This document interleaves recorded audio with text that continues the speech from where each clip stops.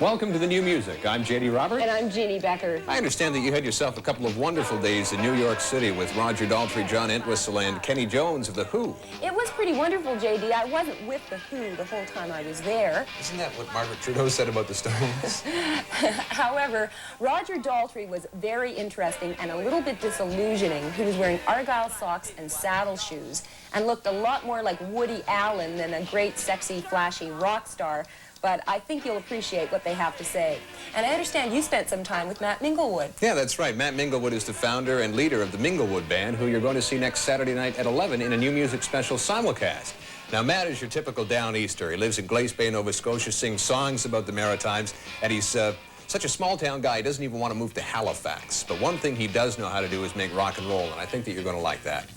One of the better concerts over the last few weeks in Toronto was Tom Waits at the Music Hall, and you got to spend some time with him. That's right. I interviewed Tom on his tour bus, and if you don't know Tom Waits, you're really missing something. The guy is really weird. He used to be Ricky Lee Jones' old boyfriend. He's the one that discovered her, and Ricky Lee Jones is going to be on the show tonight, too. Tom Waits just sort of sits there and rocks back and forth and talks in this real sort of drony kind of way.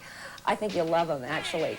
If you've ever been to a midnight performance of the Rocky Horror Picture Show here in town, you might have seen Jeanne there a couple of times wearing her construction helmet with a candle on top of her head because you are a real Rocky Horror Picture Show fan. That's right. I love the movie, and one of the reasons I love it so much is because Tim Curry's in it, and he plays the part of Dr. Frankenfurter, that sweet transvestite from Transylvania.